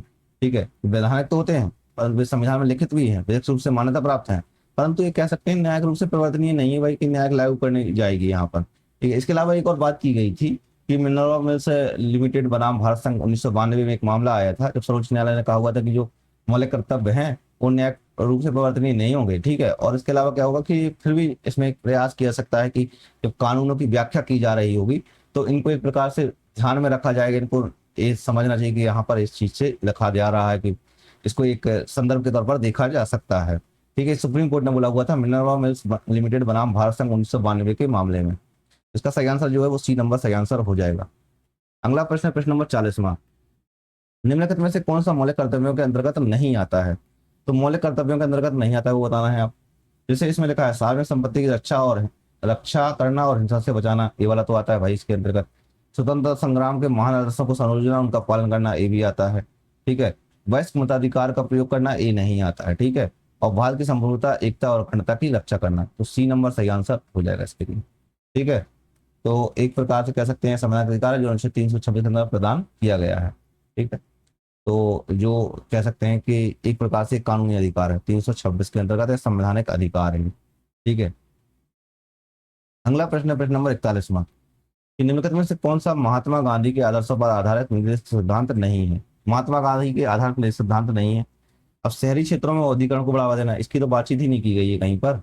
ठीक है, ग्राम पंचायतों का संगठन, ये तो बोला गया है अनुच्छेद 40 में ही बोला गया है, क्योंकि गांधीवादी सिद्धांत है। ठीक है, इसके अलावा स्वास्थ्य के लिए हानिकारक मादक पेय और नशीले पदार्थों का प्रतिबंध लगाना, इसकी बातचीत भी की गई है अनुच्छेद 47 में, 47 में। और ग्रामीण क्षेत्रों में कुटीर उद्योग को बढ़ावा देना, ये भी बातचीत की गई है अनुच्छेद 43 में। ठीक है, तो जो इसकी बातचीत नहीं कही गई है, इसकी यहाँ पे कुटीर उद्योगों को बढ़ावा देने की बातचीत की गई है, तो ये नंबर गलत हो जाएगा। नेक्स्ट प्रश्न है प्रश्न नंबर 42, निर्देशक सिद्धांतों को मुख्य रूप से 3 व्यापक श्रेणियों में वर्गीकृत किया गया है, इनमें में से कौन सा इस वर्गीकरण का हिस्सा नहीं है। ये तो मैं आपको पहले ही बता चुका था, उदारवादी, समाजवादी और गांधीवादी तीनों हैं, बट इसमें सत्तावादी कोई भी नहीं है, तो डी नंबर सही आंसर हो जाएगा। इतना सरल प्रश्न है। अभी अगर इतने सरल प्रश्न भी नहीं बनाए ना आपको, तो चुल्लू भर पानी कहीं पे मिले तो डूब के मर जाइए आप लोग, है ना, इसमें इसके अलावा कोई दोहराए वाली बात नहीं। नेक्स्ट प्रश्न है प्रश्न नंबर 43, राजनीति के निश्चित सिद्धांतों के बारे में निम्नलिखित में से कौन सा कथन गलत है। तो गलत कथन पूछा हुआ है इसने। अब सिद्धांतों के बारे में, यह व्यक्तियों के कल्याण को बढ़ावा देते हैं, इसलिए इसे वे व्यक्तिगत और व्यक्तिवादी हैं। ये कहाँ पर लिखा हुआ है यार, व्यक्तिगत व्यक्तिवादी की बात कहाँ की गई है, कहीं पर तो नहीं की गई है। इनका राजनैतिक और राजनीतिक समर्थन एकदम सही है। फिर देश के सामाजिक और आर्थिक लोकतंत्र की स्थापना कर सकते हैं, एकदम सही है। फिर सकारात्मक है कि राज्य को कुछ कार्य करने के लिए बाध्य करते हैं, एकदम सही है भाई। ठीक है, इसमें जो नहीं है वो है ए नंबर। ठीक है, तो ये वाला गलत हो जाएगा। अगला प्रश्न है प्रश्न नंबर 44वां, भारतीय संविधान में निहित राजनीति के निश्चित सिद्धांतों के संदर्भ में निम्नलिखित में से कौन सा कथन सही है। भारतीय संविधान का अनुच्छेद 37 यह प्रावधान करता है कि राज्य नीति के निश्चित सिद्धांत केवल उच्च न्यायालयों में लागू किए जा सकते हैं, जो है वो केवल उच्च न्यायालय में लागू किए जा सकते हैं। पॉसिबल वे है कि सही हो जाए वाला, बट यहाँ पर लिखा है प्रावधान करता है नीति सिद्धांत केवल उच्च न्यायालय में लागू। अरे उच्च न्यायालय जा ही नहीं सकते हैं, न्यायालय में परिवर्तनीय कहाँ है भाई, अल्लाह, ये तो सीधी सी तौर पर गलत है। ठीक है, अनुच्छेद 38 से प्रावधान करता है कि राज्य को व्यक्तियों समूहों के बीच आय की असमानताओं को कम करने का प्रयास करना चाहिए, एकदम सही है वाला। अनुच्छेद 39 से प्रावधान करता है कि राज्य अपनी नीति इस प्रकार से निर्देशित करेगा कि पुरुषों और महिलाओं को समान कार्य के लिए समान वेतन मिले, एकदम सही है वाला भी। तो इसका जो सही आंसर हो जाएगा वो डी नंबर से हो जाएगा, केवल 2 और 3। ठीक है, अगला प्रश्न प्रश्न नंबर 44वां। तो प्रश्न नंबर 44वां कहता है कि राजनीति के निर्देशक सिद्धांतों के बारे में निम्नलिखित में से कौन सा कथन सही नहीं है। सही नहीं का मतलब एक होता है कौन सा कथन गलत है। ठीक है, पुरुषों और महिलाओं के लिए, स्वच्छ बच्चों के लिए रोजगार, स्वच्छ कार्य और वातावरण सुनिश्चित करना, क्या ये है इसका। तो आपको लगना है चाहिए, पता तो होना चाहिए कि भाई है कि नहीं है। ठीक है, अब यहाँ पर देखो लिखा हुआ है कि ना कि केवल पुरुषों के लिए, साफ साफ 39D में लिखा हुआ है, 39D है जो। ठीक है, अब यहाँ पर देखो एक एक करके देखते हैं हमें किसी चीज करके। पुरुषों और महिला दोनों के लिए आजीविका पर्याप्त साधन प्राप्त करना, प्रदान करना है, एकदम सही है भाई, 39A में है, 39A में लिखा हुआ है। ठीक है, इसके अलावा इसमें लिखा हुआ है कि जो पुरुषों और रोजगार के लिए स्वच्छ कार्य वातावरण करना, ये सही है भाई, इसमें लिखा हुआ अनुच्छेद 42 में लिखा हुआ है। ठीक है, इसके अलावा जो यहाँ पर आर्थिक प्रणाली का पुनर्गठन करना ताकि संपत्ति कुछ लोगों के अंदर, 39C है। ठीक है, यहाँ पर जो है केवल पुरुषों के लिए सामान्य कार्य के लिए सामान, अरे केवल कहाँ पर यूज हुआ है, केवल तो गलत हो जाएगा, तो C नंबर सही आंसर हो गया। क्वेश्चन नंबर 46वां, मौलिक कर्तव्यों को अपने संविधान में शामिल करने वाला पहला देश कौन सा था। तो पहला देश कौन सा था, अल्बानिया, USSR, भारत, पोलैंड या भारत या पोलैंड। तो इसमें से जो था वो था USSR। ठीक है, USSR था। ठीक है, पहला देश था एक मौलिक कर्तव्यों को अपनाने। अगला प्रश्न है प्रश्न नंबर 47वां, निम्नलिखित में से कौन सा राजनीति के निश्चित सिद्धांत के बारे में सही नहीं है, यानी कि गलत कथन है। वे सामाजिक एवं आर्थिक विकास सुनिश्चित करते हैं, वे न्याय संगत है, कहाँ पर न्याय संगत है, न्याय जब से तो बता ही रहे हैं। वे देश के शासन के लिए दिशा निर्देश प्रदान करते एकदम सही है। वे सरकार को नैतिक रूप से बाध्यकारी होते हैं, नैतिक रूप से ही होते हैं, और ये नैतिकता इनके अंदर है नहीं है। ठीक है, तो B नंबर सही आंसर हो जाएगा इसके लिए।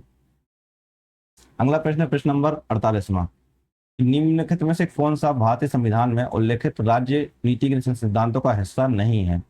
कृषि और पशुपालन का संगठन, नागरिकों के लिए समान नागरिक संहिता, विधायिका को कार्यपालिका से अलग करना, अंतर्राष्ट्रीय सुरक्षा और शांति को बढ़ावा देना। इसमें बोला है कि हिस्सा ही नहीं है, राजनीतिक सिद्धांतों का। तो देखो कृषि और पशुपालन का संगठन, तो ये तो हो जाएगा भाई कि कृषि और पशुपालन का संगठन, इसकी बातचीत की गई है, 100% की गई है। इसमें की गई है वो आपको बताना है कमेंट सेक्शन में, मैं इतनी देर से बता रहा हूँ लेकिन फिर भी आपको बता रहा हूँ। 8 4, और ये देखो जितनी लाइनें होती हैं 1 2 3 4 5 6 7 8, कौन सा हो गया ये, मतलब 48 हो गया। ठीक है, ठीक है। सामान्य नागरिक के लिए शामिल था, 44 हो जाएगा। विधायिका और कार्यपालिका अलग करना, 50 हो जाएगा। अंतर्राष्ट्रीय सुरक्षा, विधायिका को कार्यपालिका से अलग करना, विधायिका को नहीं, न्यायपालिका को कार्यपालिका से अलग करना है, ठीक है। अनुच्छेद 50 में है, लेकिन न्यायपालिका को कार्यपालिका से अलग करने की बातचीत की गई है। ये वाला जो है वो गलत हो जाएगा, सी नंबर सही आंसर हो जाएगा। अंतर्राष्ट्रीय शांति और सुरक्षा को बढ़ावा देना, तो यह जो है वो 51 है, अनुच्छेद 51, तो सी नंबर सही आंसर हो जाएगा। अगला प्रश्न है प्रश्न नंबर 49वां। भारतीय संविधान के कौन से अनुच्छेद में मौलिक कर्तव्यों का उल्लेख है? तो मौलिक कर्तव्यों का उल्लेख जो है अनुच्छेद 51 ए के अंतर्गत। अगला प्रश्न है प्रश्न नंबर 50वां। प्रश्न नंबर 50वां कहता है कि किस समिति में कुछ मौलिक कर्तव्यों को लागू करने के लिए कानूनी प्रावधानों की उपस्थिति की पहचान की थी? तो न्यायमूर्ति मुल्ला समिति, न्यायमूर्ति वर्मा समिति, न्यायमूर्ति सप्रे समिति और न्यायमूर्ति बी आर कृष्ण अय्यर समिति। तो यह जो बातचीत की गई थी वो है न्यायमूर्ति वर्मा समिति। बी नंबर सही आंसर हो जाएगा इसके लिए, क्या हो जाएगा, बी नंबर सही आंसर हो जाएगा। अगला प्रश्न है प्रश्न नंबर 51वां। जब एक निर्माण कार्यकर्ता अपने 8 वर्षीय बेटे को स्कूल भेजने के बजाय कार्यस्थल पर ले जाता है तो वह कौन सा मौलिक कर्तव्य लागू होता है? अब मौलिक कर्तव्यों की आपको लाइन सूची पता होनी चाहिए इसके लिए, अगर नहीं है पता तो ऐसे क्वेश्चंस को छोड़ना ही बेहतर होता है। तो यह जो है बातचीत की गई थी अनुच्छेद 51 ए के में, बी नंबर सही आंसर हो जाएगा। और यह जो जोड़ा गया था 11वां मौलिक कर्तव्य है, यह प्रावधान करता है कि प्रत्येक माता पिता या संरक्षक का यह प्रावधान है या कर्तव्य है कि वे 6 से 14 वर्ष की आयु के अपने बच्चे को शिक्षा के अवसर प्रदान करें। ठीक है, तो इसका जो है बी नंबर सही आंसर हो जाएगा। 6 से, मतलब अब कह सकते हैं कि इसमें 8 वर्ष की बात की गई है, तो यह एक प्रकार से इसी का उल्लंघन हो जाएगा ना। ठीक है, तो बी नंबर सही आंसर हो जाएगा। देखो की जो संख्या वो 11वीं संख्या है, ठीक है, 11वीं संख्या है, तो अनुच्छेद 51 एक की बातचीत की गई। थोड़ा सा डीपली हो गया ना, मतलब तरीका देखो पूछने का, बहुत कंफ्यूजन करने के लिए। Question number 52वां। 1976 में मौलिक कर्तव्यों से संबंधित सिफारिशें देने के लिए सरकार द्वारा स्वर्ण सिंह समिति किस प्रधानमंत्री के तहत स्थापित की गई थी? किस प्रधानमंत्री के तहत स्थापित की गई थी? मोरारजी देसाई, इंदिरा गांधी, जयप्रकाश नारायण या चौधरी चरण सिंह? तो किसके अंतर्गत बातचीत की गई थी 1976 में? तो देखो जो कह सकते हैं कि मौलिक कर्तव्यों से संबंधित स्वर्ण समिति, तो किसके तहत स्थापित की गई थी? इंदिरा गांधी के तहत स्थापित की गई थी। किसके द्वारा? इंदिरा गांधी के द्वारा, तो बी नंबर से आंसर हो जाएगा। और ये जब आया था 42nd कॉन्स्टिट्यूशनल अमेंडमेंट एक्ट 1976 के द्वारा आया गया था। उस टाइम पर जो राष्ट्रपति थे वो थे फकरुद्दीन अली अहमद। ठीक है, तो यहाँ पर कह सकते हैं मूल रूप से जो 10 जोड़े गए थे। बाद में देखो सबसे पहले स्वर्ण सिंह समिति ने जो है 8 मौलिक कर्तव्यों की सिफारिश की थी, तो परंतु 10 कर्तव्य जोड़े गए थे। उसके बाद जो कह सकते हैं कि 11 कर्तव्य हो गए हैं टोटल। अगला प्रश्न, प्रश्न नंबर 53वां। स्वतंत्रता संग्राम के दौरान प्रेरित महान आदर्शों का पालन करना, उन्हें संयोजना भारतीय संविधान के नियत मौलिक कर्तव्यों की सूची में कौन सा कर्तव्य है? पहला कर्तव्य, दूसरा कर्तव्य, तीसरा कर्तव्य, चौथा कर्तव्य? तो ये जो आदर कर्तव्य है वो है 51 ए बी में, 51 ए के अंतर्गत बी में है। तो इस तरीके से कह सकते हो कि उनकी दूसरा है, बी नंबर दूसरा हो जाएगा। ठीक है, अब देखो बहुत सारे हैं ऐसे, मैं अभी आपको सारी चीजें नहीं बताऊंगा, मतलब उनको आप पढ़ना ही बेहतर होता है। जब आपको लिखवाऊंगा ये सारी चीजें मैं बता दूंगा आपको। बाकी आप किसी भी एक काम करें, कई बार क्या होता है कि आपको अगर लंबा लगे तो आप गूगल कर लिया करो ऐसी चीज़ों को, गूगल में पढ़ना जरूरी होता है कुछ चीज़ें। ठीक है, मतलब सर्च कर लिया गूगल में, आपको पता चल गया, बस कंफर्टेबल हो गया, क्या इशू है इस चीज़ को। अगला प्रश्न है कि निम्नलिखित में से किस समिति की सिफारिशों के कारण 42वें संविधान संशोधन द्वारा मौलिक कर्तव्यों की घोषणा की गई थी? तो ये है स्वर्ण सिंह समिति, इसकी बातचीत कर चुका हूँ ऑलरेडी। अगला प्रश्न है प्रश्न नंबर 55वां। निम्नलिखित में से कौन सा कर्तव्य भारतीय संविधान द्वारा मौलिक कर्तव्य के रूप में निर्धारित नहीं किया गया है? तो देश की रक्षा करना, आयकर का भुगतान करना, चुनाव में मतदान करना और सार्वजनिक संपत्ति की रक्षा करना। इसके लिए जो था वो था, देखो देश की रक्षा निर्धारित नहीं किया गया, इसमें लिखा है मौलिक कर्तव्य के रूप में देश की रक्षा करना है भाई, ठीक है, इसमें सार्वजनिक संपत्ति रक्षा करना ये भी है, बट ये दोनों जो है वो नहीं है। ठीक है, तो इसका सही आंसर हो जाएगा, सी नंबर सही आंसर हो जाएगा इसके लिए। ठीक है, और इसमें देखो बातचीत पहले ही की गई थी, अगर आप देखोगे थोड़ी सी कुछ चीजें आपको देखना जरूरी है।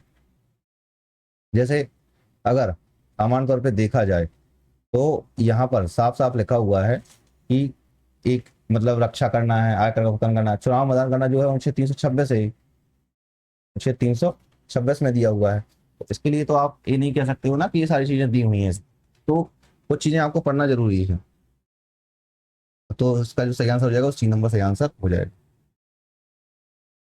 ठीक है, अगला प्रश्न देखते हैं, प्रश्न नंबर 56वां, कि जब किसी निजी पार्टी में देखते हैं कि आप भारतीय ध्वज को वक्ता के डेस्क को ढकने से लिए उपयोग किया गया है, तो कौन सा मौलिक कर्तव्य लागू होगा।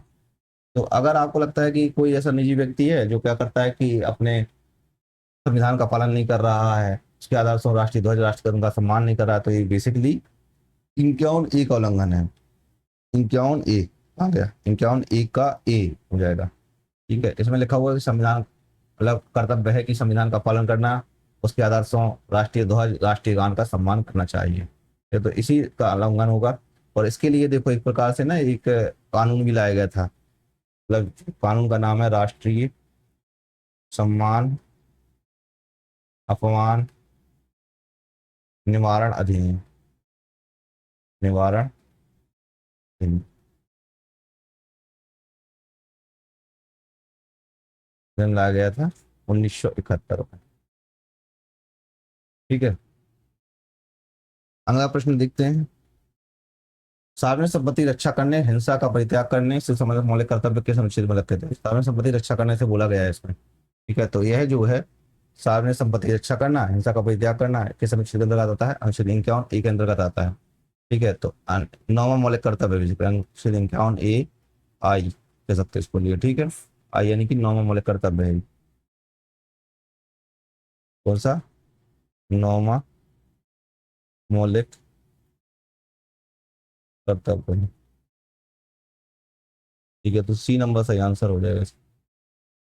अगला प्रश्न, प्रश्न नंबर 58वां, स्वर्ण सिंह समिति ने भारतीय संविधान में नागरिक के कर्तव्यों के रूप में कितनी बातों को शामिल करने की सिफारिश की गई है। स्वर्ण समिति की सिफारिशों, तो देखो जो स्वर्ण समिति ने सिफारिश की थी मूल रूप से बेसिकली वो 8 मौलिक कर्तव्यों के लिए की हुई थी। कितने, 8 मौलिक कर्तव्यों के, बाद में कितने जोड़ दिए गए, 10, उसके बाद एक और जोड़ दिया गया, तो टोटल कितने हो गए, 11 हो गए। ठीक है, तो यानी कि शुरुआत में कह सकते हो कि आप मौलिक कर्तव्य थे वो 8 मौलिक कर्तव्य थे। ठीक है, और 42वें संविधान संशोधन के तहत टोटल कितने 10 जोड़ दिए गए थे, और जो 11वां जोड़ा गया था वो 86वें 86 कॉन्स्टिट्यूशनल अमेंडमेंट एक्ट 2002 के द्वारा 11वां मौलिक कर्तव्य जोड़ा गया था। तो वर्तमान में कितने हो गए, टोटल 11 हो जाएंगे।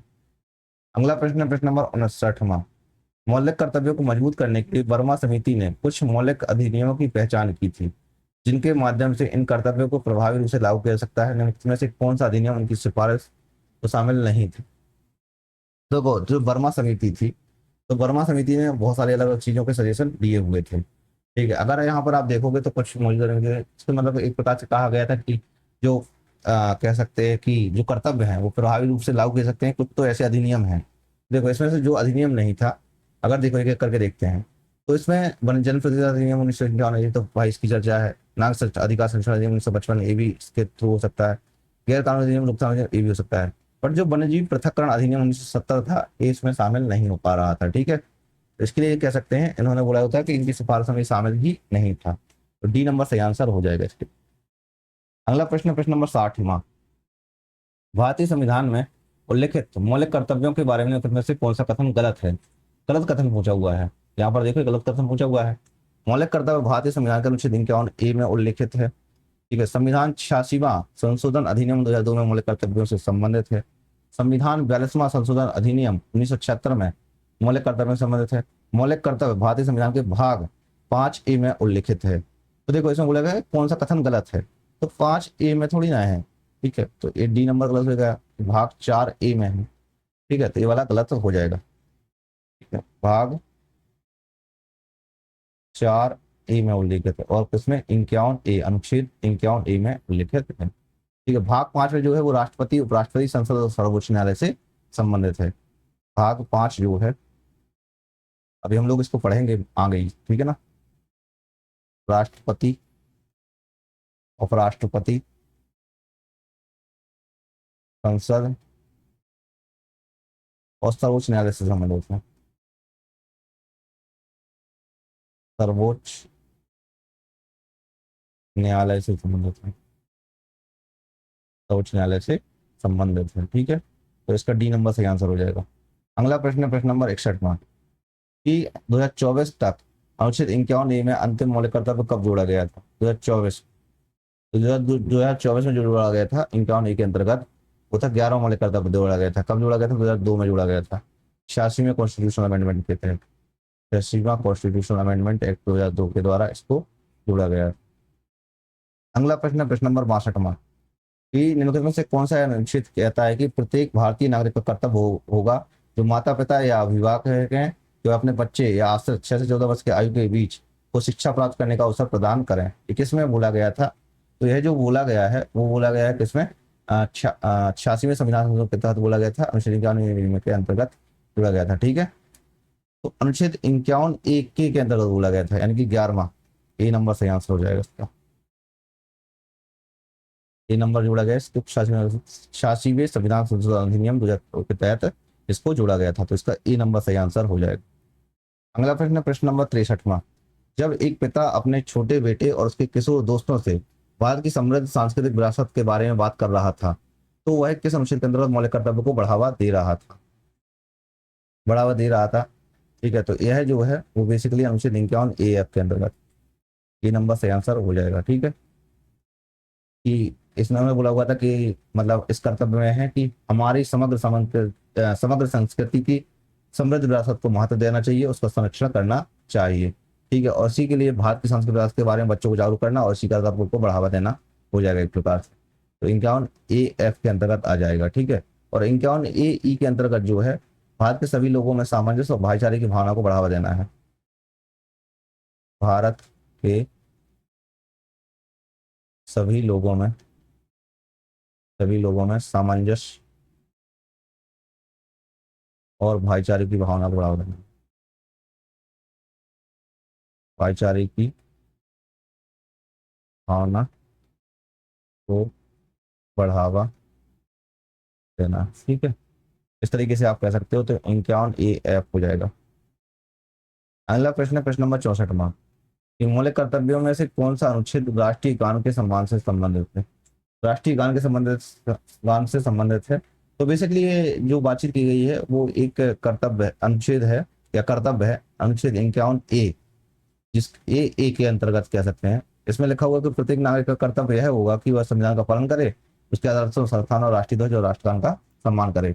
अब राष्ट्रगान जो है वो राष्ट्र जनगण मन है, ठीक है। तो उसकी बातचीत की गई थी, तो इसी कर्तव्य के अंतर्गत आ जाएगा एक प्रकार से। तो इसका जो सही आंसर हो जाएगा वो सी नंबर सही आंसर है, ठीक है। और इसी के अंतर्गत कह सकते हैं एक 1971 में अधिनियम आया था, राष्ट्रीय सम्मान अपमान निवारण अधिनियम, निवारण अधिनियम, निवारण अधिनियम की बातचीत की गई थी 1971 में, ठीक है। तो सी नंबर सही आंसर हो। अगला प्रश्न है प्रश्न नंबर 65 कि मौलिक कर्तव्यों को भारतीय संविधान के भाग 3 में शामिल नहीं किया गया, क्योंकि भाग 3 है या मतलब मौलिक कर्तव्यों को जो भाग 3 में, क्योंकि ये है ना वो न्याय संगत है बेसिकली। अगर इसको शामिल कर दिया तो आपको न्याय संगत अपनाना पड़ता है, तो न्याय संगत है इसलिए नहीं इसको शामिल किया गया था। तो इसमें शामिल किया गया था अनुच्छेद 51A, यानी कि भाग 4 का में जोड़ा गया था इसको, ठीक है। तो बी नंबर सही आंसर हो जाएगा। अगला प्रश्न है प्रश्न नंबर 66। प्रश्न नंबर 66 कहता है कि भारतीय संविधान के किस अनुच्छेद में भारत की संप्रभुता, एकता और अखंडता की रक्षा करना मौलिक कर्तव्य के रूप में सम्मिलित उल्लेखित है? तो यह जो है वो किसके अंतर्गत शामिल है? अनुच्छेद 51A C के अंतर्गत, अनुच्छेद 51AC के अंतर्गत है, मतलब सी नंबर सही आंसर हो जाएगा इसके, सी नंबर सही आंसर हो जाएगा। इसमें साफ साफ बोला गया है कि मतलब इनका से तीसरा मौलिक कर्तव्य हो जाएगा एक प्रकार से।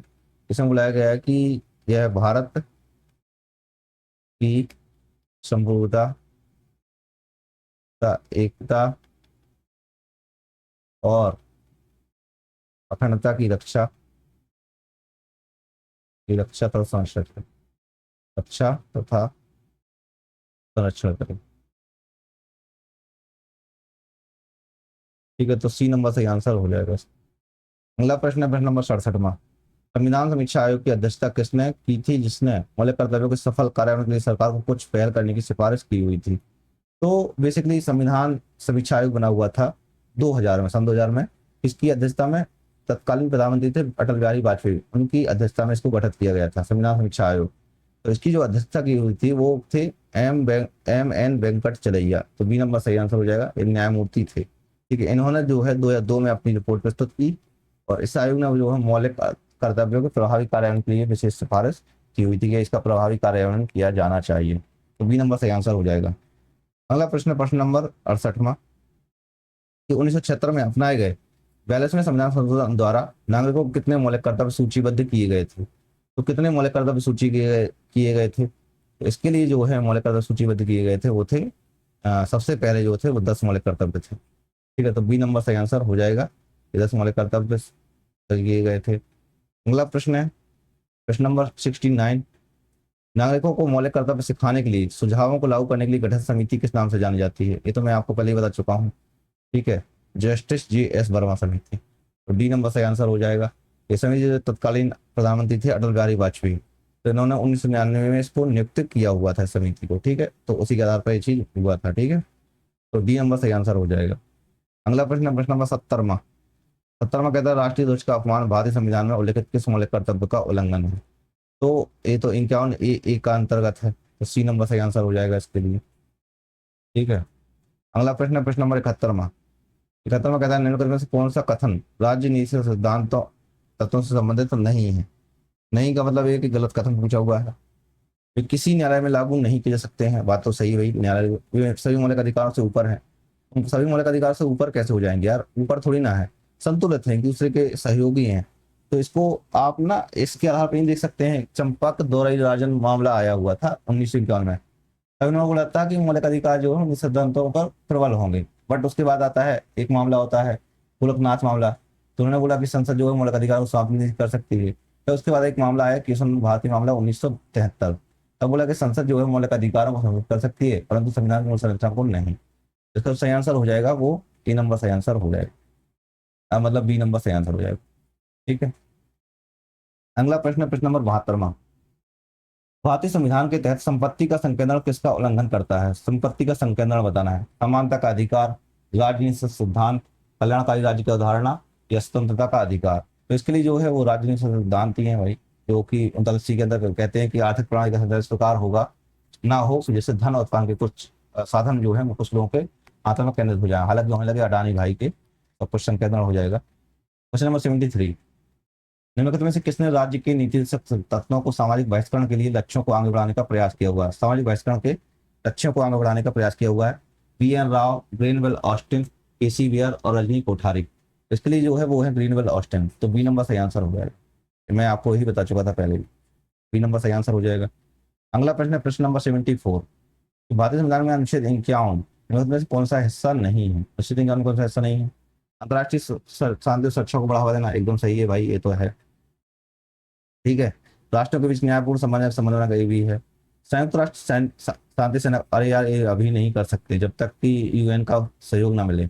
अंतर्राष्ट्रीय विवादों के निपटारे के लिए पंचायत को प्रोत्साहित करना, तो ये भी सही हो जाएगा। तो सी नंबर गलत हो जाएगा, हिस्सा नहीं है, तो सी नंबर नहीं है हिस्सा। अगला प्रश्न है प्रश्न नंबर 75। इनमें से कौन सा कथन सही है? मौलिक कर्तव्यों का भारतीय संविधान में भाग 4A में सूचीबद्ध है। तो पॉसिबल है भाई, सूचीबद्ध है कि नहीं है? सूचीबद्ध आपको लगना चाहिए कि है तो सूचीबद्ध। तो 44वें संविधान संशोधन में भारतीय संविधान में 44वें नहीं 42nd कॉन्स्टिट्यूशनल अमेंडमेंट एक्ट 1942 में जोड़ा गया था। इसका सही आंसर हो जाएगा वो केवल एक सही आंसर हो जाएगा। अगला प्रश्न है प्रश्न नंबर 76 से। भारतीय संविधान में से कौन सा प्रावधान संविधान से नहीं अपनाया गया है? कौन सा प्रावधान नहीं अपनाया गया? साधारण बहुमत प्रणाली, राजनीतिक तत्व, कानून निर्माण की प्रक्रिया और संसदीय शासन प्रणाली। तो इसके लिए इसने बुलाया गया कि नहीं अपनाया गया वो है राजनीतिक तत्व नहीं अपनाए गए हैं। ये कहाँ से अपनाए गए थे? USSR से अपनाए गए थे। ठीक है, अगला प्रश्न प्रश्न नंबर 77वां। भारतीय संविधान में कौन सा कथन सही है? 86वें संविधान संशोधन के में शिक्षा के अधिकार को सिद्धांतों में जोड़ा गया था। पॉसिबल है भाई, होना चाहिए तो, है ना। तो ये है भी, कार्य करने का अधिकार और शिक्षा का अधिकार दोनों मौलिक और निश्चित सिद्धांत है, तो ये वाला नहीं है भाई, केवल एक नंबर सही आंसर मिल जाएगा। ठीक है। बाकी अब देखो, अगर आप ये वाला बैच ज्वाइन कर लेते हैं रैंक अप PYQ, तो आपको यही बैच अभी PYQ 50 लगाएंगे, आप ये वाला कूपन कोड लगाएंगे तो आपको 50 रुपये का डिस्काउंट मिलेगा और आपको 49 का ये बैच मिल चुका होगा। तो आप जा करके ऐप पर डाउनलोड कर सकते हैं और इन्हीं प्रश्नों की प्रैक्टिस कर सकते हैं, एक्सेस भी ले सकते हैं। बाकी प्राइम जिस प्रैक्टिस PDF पे आपको फ्री ऑफ कॉस्ट में टेस्ट सीरीज मिलती रहेंगी, तो आप वहाँ पर प्रैक्टिस कर सकते हैं। समय के साथ वहाँ पर और ज़्यादा क्वेश्चन ऐड कर दिए जाएंगे, आपको कोई शिकायत तो कभी नहीं होगी। बाकी अगर आप कोई क्वेरीज करना चाहते हैं तो आप हमें व्हाट्सएप भी कर सकते हैं, ईमेल भी कर सकते हैं। ठीक है। अगर आपने पिछली वीडियोज नहीं देखी या पिछली प्ले लिस्ट फॉलो नहीं की है तो आप पिछली प्ले लिस्ट भी फॉलो कर सकते हैं। बाकी वीडियो को लाइक कर दीजिए, कमेंट सेक्शन में जरूर बताइए कि भाई प्रॉब्लम क्या है आप सबको, तो सब कुछ आप जरूर कीजिए। इसके अलावा आप सभी का शुक्रिया कि आप यहाँ तक हमारे साथ बने रहे। धन्यवाद, मिलते हैं नेक्स्ट वीडियो में। जय हिंद, जय भारत।